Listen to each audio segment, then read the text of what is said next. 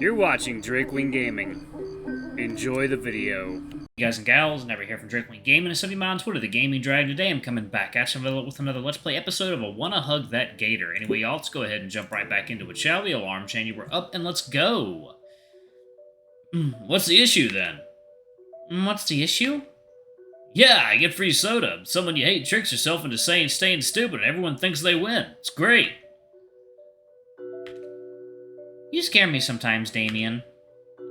So I'll have to ask Ben what's going on if I see him later. In the meantime, Olivia's disposition only keeps getting more and more dour. I try to think of something to help cheer her up, but I keep coming up with dead ends on just what could work here. There's got to be something. I can't just leave her in such a sour mood. Oh, how about that? Hey, so what's the deal with your phone background? Oh, you noticed it? She flips her phone on and shows me her background. Aw, it's a little doodle of guts. Yeah, drew it up the other day. Got the curves just right first try, so it's pretty cool. I'll bet. Is he with you today? Nah, I left him home. How often do you bring him? Not often. Maybe once or twice a semester, and even then it's just when I'm bored. Although, once he was just in my hoodie when I left for school. Unexpected. It was. Here, I got some pics saved. The screen displays a small creature, sat atop a desk with its skinny tail clutched to its chest tightly. I don't know why, but he holds his tail like that all the time. I feel Damien and Liz hovering behind me, their eyes locked onto the adorably fat creature on screen. I don't know who coos, probably Liz, but Olivia rolls her eyes and swipes to the next picture of the cute pet down a transparent ball and looking confused. The remaining minutes of lunch we just sit huddled around Olivia's phone, entranced by her sweet little rat as it did the most mundane things. Yep, yet Gut's method of doing them was way too undeniably cute. That's what really got to us and made time fly faster than we could even notice. Ding dong, bing bong. I blink a couple times and stretch my arms and legs as I get up from my desk. Miss Prockling really knows how to make 40 minutes feel like 80. Well, at least it's time to practice painting. For real. Wait, no. Iadakan wrote me into the photo shoot. Can't practice painting. Can't get good at anything. Why is it every time I try to actually improve, something like this happens? At this rate, I'll never get good enough to get a real following. I haven't gotten to actually have a whole afternoon to practice at all. Still, there's no way in hell I'm missing this. I ended up meeting with Ben and Iadakan right as he was locking his classroom. While our teacher made the assignment, internship, apprenticeship, while he had made it all sound simple, I was still subjected to some paperwork. Something about liability waiver or something. You know, in case something happens to us, like a surprise attack by 5 teenagers in multicolored spandex. I wonder if that happens often. What is that a reference to, y'all? I'm not sure. We still filled the form out as the instructor gave an overview of just what exactly Ben and I would be doing.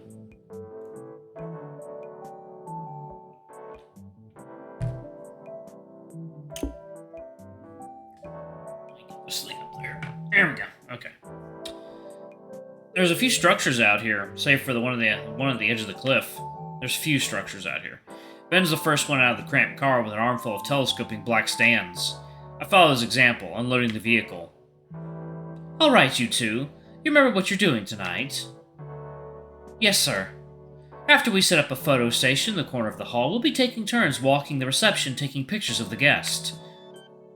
Perfect. I'll be with the wedding party the entire time.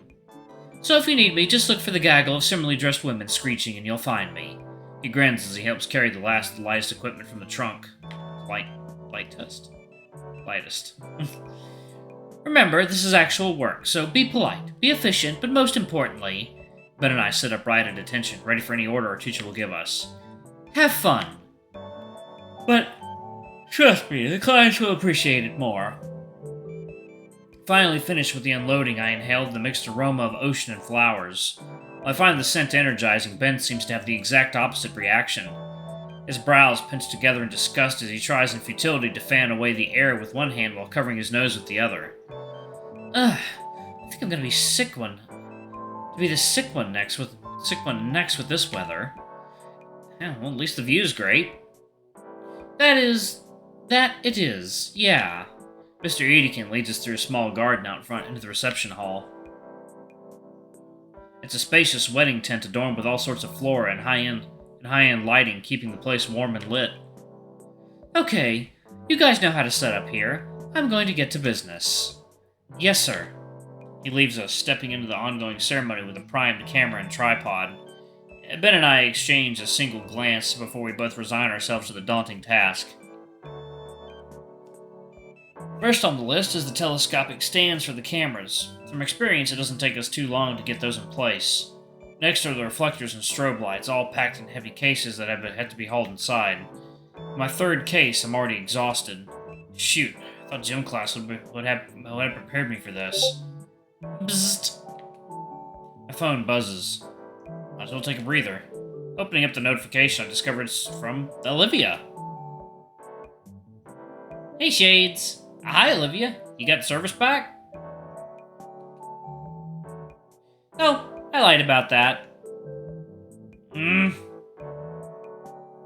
Saw you leave with Iadakan after school. What's up with that?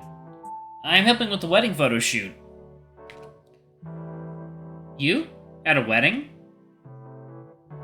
Did Iadakan give you a better jacket for it? My jacket is cool enough. Is it though? So where at? A teacher said it was someplace called Clarkson Lookout on the way over. Wait, really? That place has a bunch of scenic views. If you see any good landscape shots, take one for me. Sure, if I get the time. No, do it now.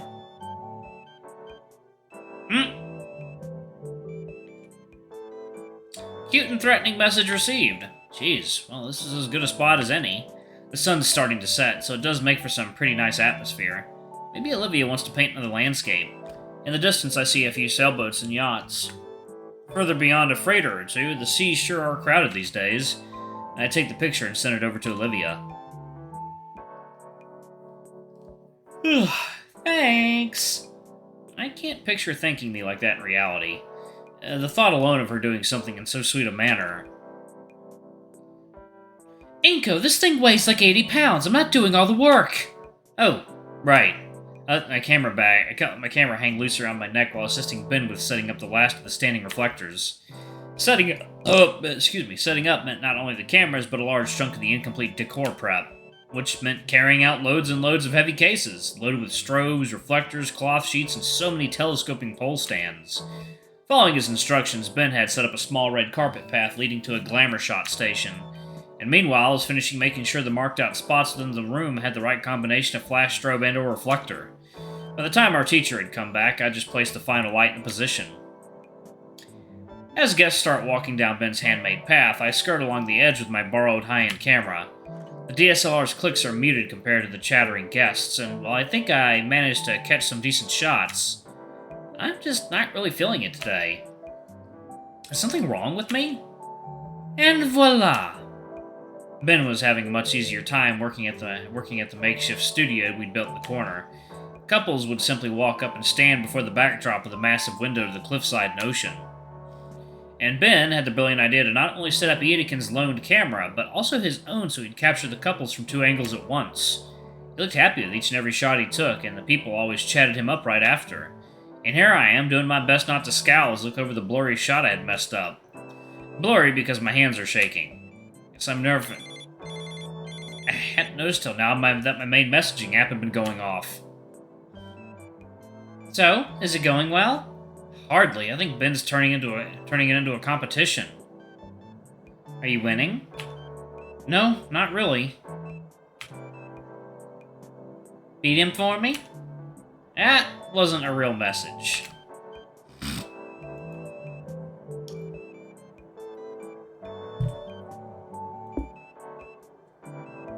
I try to ignore my phone for now. I don't think anything will calm my nerves at this point.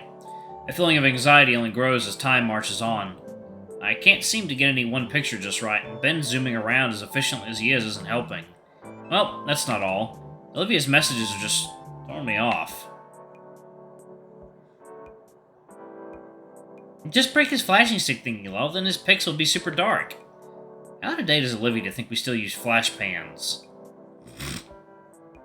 Or lock him in a bathroom or something. I don't think that's sportsmanlike. Or legal. Oh, I just remembered I need another pick. Can you try shoving him into the wedding cake and taking a pic of him smashed on the floor? I need it for, Muse. That. Do it for me? Come on, that's just violent. Just barely within my peripheral vision, I spot a perfect shot of an older couple. Parents of the groom, I believe. There, that's a good chance. I bring the borrowed camera up, look through the viewfinder, and see that the parents have already moved away and into another group. The camera slips from my grip, but luckily the neck strap holds it safely against my chest. Okay, I need a break.